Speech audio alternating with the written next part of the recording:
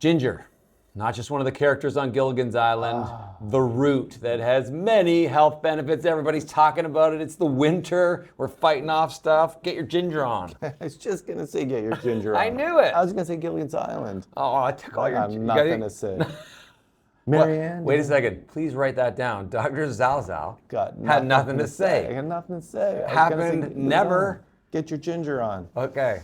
Okay, so we're talking about ginger. We talk about a lot of foods and spices. Ed Sheeran. Isn't he? Don't they refer to him as a ginger? Okay, shout out to anyone with red hair. Right. Do you know at Queens they have a ginger run? Come on. Around St. Patrick's Day, there's a run and it's only redheaded people that run, and people are on the sidelines and they cheer like they drink and stuff like that. That's like, weird. It is weird. Welcome to my alma mater. Shout out to Queens University. Okay, so ginger has a lot of health benefits. Yeah. And a significant number of them have scientifically proven health benefits. That's why I love ginger ale. Yeah. Is that why? No. But it does have a little, no, just not enough? Subtherapeutic. You would have to drink a whole case of ginger ale. No, the ginger ale, the two main brands that you can get have Let's name them because it's a homage to our country. Canada Dry. The Canada Dry. Who doesn't love Canada Dry? It's my favorite ginger ale. Yes. And Schweppes. Schweppes. There's not enough ginger in there to have any of the effects we're about to talk about. So let's just set that straight. Okay. There might have been some ginger preparations before that, or maybe when they first got created, they would.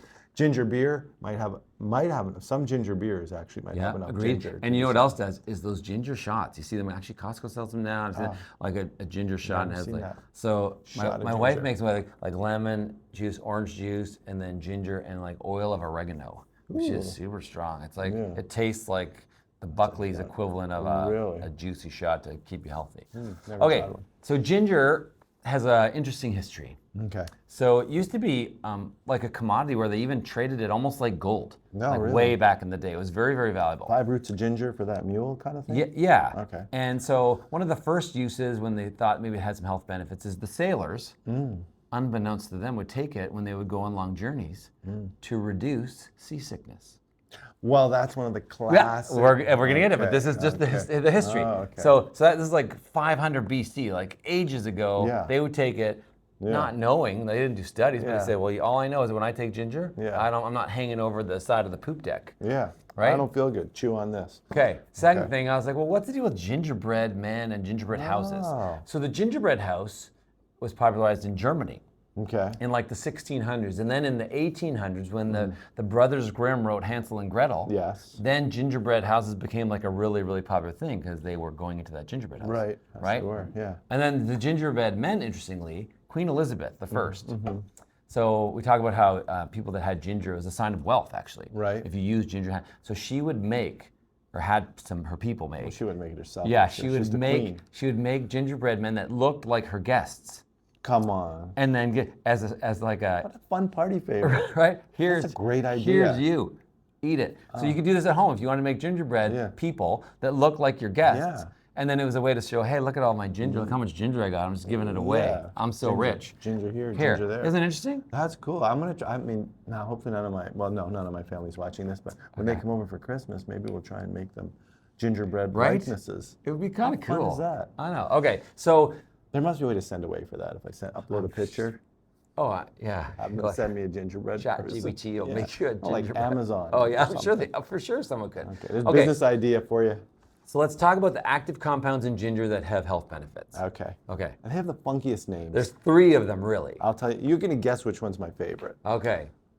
Well, gingerols to start with. That was an easy one to name. Okay, this second one, we talked for 10 minutes on how to pronounce Showagal. Showagals. Yeah.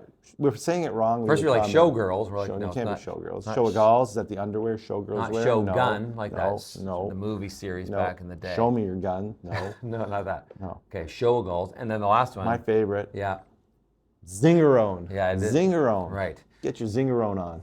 Right, and so the difference between a gingerol and a show-o-gol is that in raw ginger, the gingerols are more prominent. Okay. And then if you dry or heat or cook with ginger, then it gets broken down, and then you have these show-o-gols, which actually potentially have more potent health benefits, ironically. Because usually fresh kind of dominates. Yeah. But the chemical reaction that converts these molecules actually makes some of the benefits greater. Right, fair. Both are good, both do a lot of good things, but Okay. they are definitely distinctly different. None of them sound as good as Zingerone. No. And so when they do studies, like essentially blood work studies to look at them, like what are the benefits of, what are the like umbrella terms that we use for the benefits of things that ginger does? Anti-inflammatory? Anti-inflammatory. Yeah, well, they're anti-inflammatory. And the other one that we always talk about? Antioxidant. Antioxidant. Right. Yeah, because we're discovering that inflammation plays a role in a variety of metabolic processes that are harmful to you. Right. A lot of pathology comes from inflammation. And oxidation, or free radicals, or unstable molecules, we've learned that this is part of what causes aging and causes damage to our cells and can lead to things like cancer and other diseases. Right. So that's the antioxidant benefit of the ginger. Right, and that's sort of the two main things that ginger has Agreed. to offer us. Okay, so there's a lot of claims about ginger. We're going to go through like 5 of them and say, hey, is there any evidence that it does this, or no evidence that it does this? And then at the end we'll say, hey, do you take ginger, or will you start taking ginger? Okay. Okay, so number 1 is lowering of your cholesterol. Everybody's trying to lower, well, most people are trying to lower, not everybody. No. Most people are trying to lower their cholesterol. We actually just did a video. Yeah, and diet you can use to try Diet and you lower can it. use.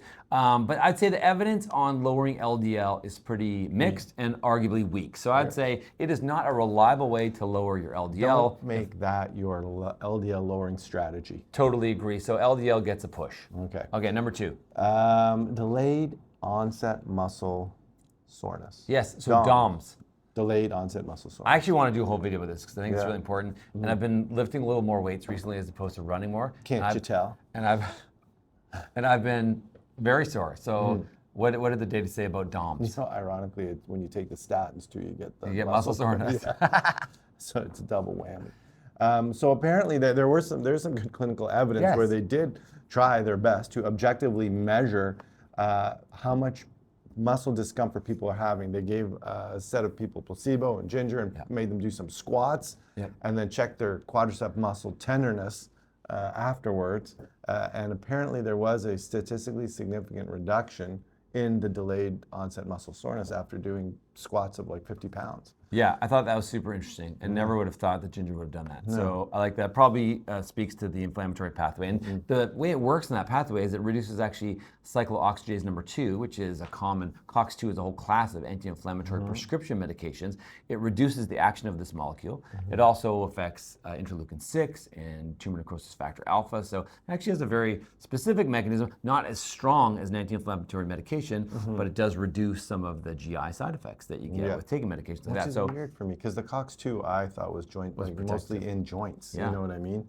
But now apparently it inhibits that. But that leads into the next one, basically inflammation and arthritis. Oh, sorry, before we do that, we can talk a little bit metabolic. So some people talk about blood sugar and A1C. There are a few studies that showed it can reduce your fasting glucose and reduce your A1C. I would say it's a very super soft recommendation for that stuff. So mild potential benefit, certainly not a hard and fast. But okay, throw that one with the cholesterol. Okay, the big 2 so the though. cholesterol, LDL. Yep. And the sugars probably not your answer. The delayed muscle onset. I'd say yes. Yeah. And along the same vein as that is going to be the inflammation arthritis group. There's been some studies that do show that your actual functional outcome scores for people who suffer with arthritis of the knees was improved with ginger intake. And it makes sense because they show that these blood markers or measures of inflammation went down when people regularly took ginger. And often, it's not just taking it once. You actually have to take it for a little while. You almost have to have like a loading kind of dose. Which is neat because in my 20 plus years of practice, I have never suggested one of my patients who comes in reporting knee arthritis pain, I've never said, oh, go try some ginger. I'd agreed, but what I would say is I have had people tell me that they take turmeric and ginger together. I heard turmeric, but no, I've never heard anyone. I've had people ginger. told you that? Yeah. Maybe I just made a more welcoming space to talk about ginger. It's a safe space in my office. Maybe it's because you're foodies.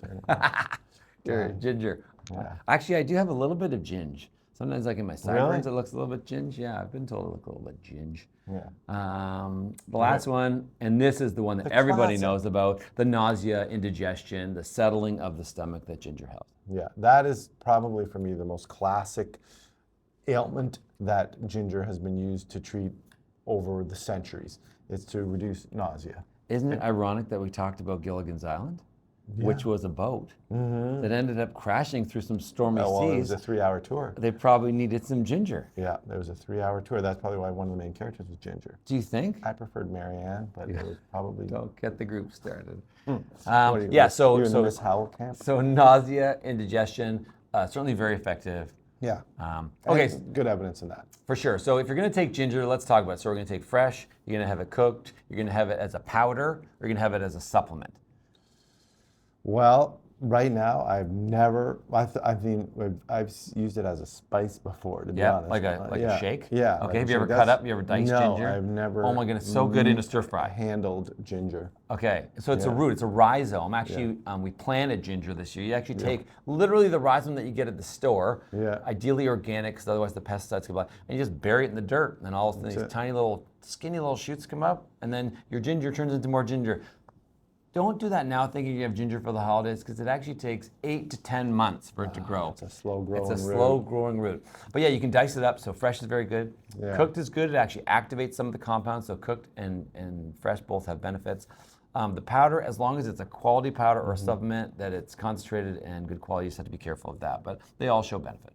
Compared to the carrot, another popular root, does it grow slower than the carrot? Way slower. Way slower. Right? Oh yeah, carrots, you can have carrots probably in a couple of months. Really? Probably it depends on where you are, but yeah. But you won't get the anti-nausea benefits. You're not, no. All right, now you know. That's ginger. I love ginger. Maybe make ginger part of your holiday plan this year. Okay. All right?